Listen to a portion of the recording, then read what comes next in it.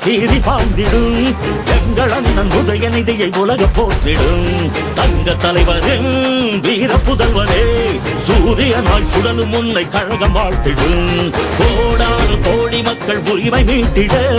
கோபாலபுரத்திலிருந்து புயலாய் புறப்பட்டார் திசைகள் போற்றும் திமுகவின் இளைய தலைவராய் திராவிடத்தை காப்பதற்கு தடை உடைத்து படை நடத்தும் தலைவரே இளம் தலைவரே அண்ணனே எங்கள் அண்ணனே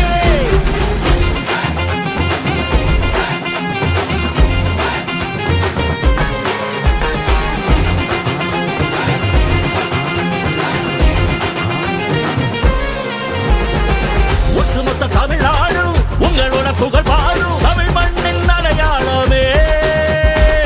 தமிழகம் செழித்திடவே சரித்திரம் படைத்திடவே முழிக்கின்ற எதிர்காலமே சமத்துவத்தை மலரச் செய்யும் கலைஞர் பேரனே தமிழினத்தை உயர்த்திடுவாய் இரும்பு இளைஞனாய் கொண்ட கொள்கை லட்சியத்தில் உறுதி கொள்கிறாய் ஏழை மக்கள் ஏற்றம் காண நாட்டையாள பிறந்த எங்கள் தலைவரே 26 தேர்தல் இருக்கும். அந்த 26 தேர்தலிலே நாம் முழுமையாக வெற்றி பெற வேண்டும் என்றால் இந்த பாசறை கூட்டங்கள்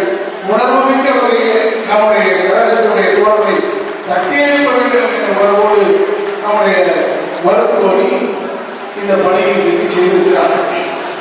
நம்முடைய தலைவர் அவர்கள் மாண்புமிகு முதலமைச்சர் அவர்கள் சொன்னார்கள், நாம் கழகத்தை காண்கின்ற போது 234 தொகுதிகளுக்கு இந்த முறை நாம் 200 தொகுதிகளை வெற்றி பெற வேண்டும் என்று. மருத்துவமனையை வேண்டி அமைத்திருக்கக்கூடிய பாசறை கூட்டத்தை நான் பார்க்கிற போது அது 200 அல்ல